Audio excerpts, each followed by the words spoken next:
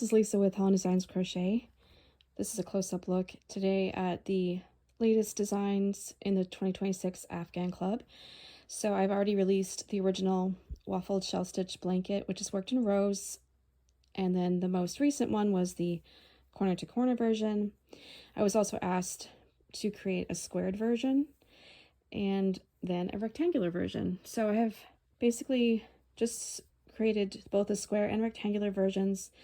This is a combo pattern, so both of these will be in the 2026 Afghan Club, and also the individual pattern for these will be a combo. So the written pattern, if you're buying that just separately, not part of the club, you'll have both a square and rectangular versions in the same pattern. So I will be filming video demos for these as well, and that will help you follow along with the written instructions.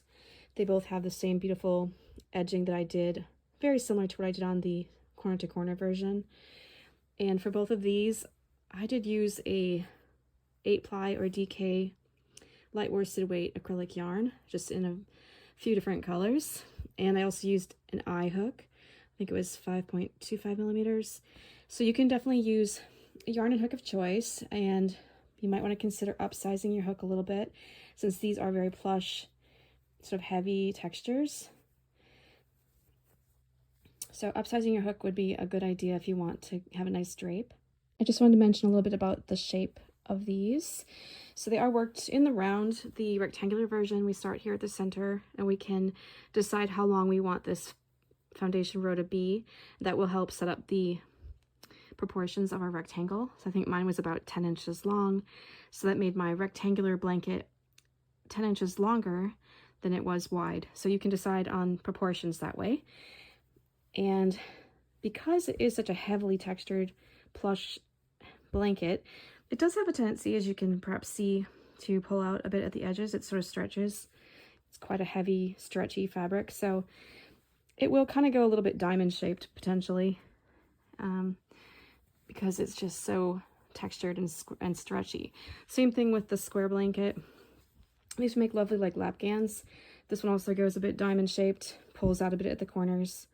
So that is just the nature of this stitch texture, but it's really lovely and warm. So you might want to also try these in a lighter weight yarn, like a baby yarn, with a smaller hook, and just see what you think of the results. Really lovely way to use up leftover yarn as well.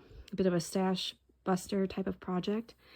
And I will also include a link to a video that helps you estimate yardage, depending on how large you want to make the blanket.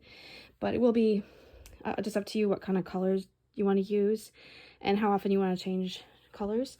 So for some rounds I did maybe 2 rounds of one color. Other rounds I maybe did 3 or 4. And also you can kind of see how the stripes vary from side to side based on, like, one side might be skinnier, the other side might be wider. So it just depends. It kind of changes both sides a little bit in the overall appearance. So I hope you do enjoy these new designs. Again, they will be in the 2026 Afghan Club, and I will link to that in the description.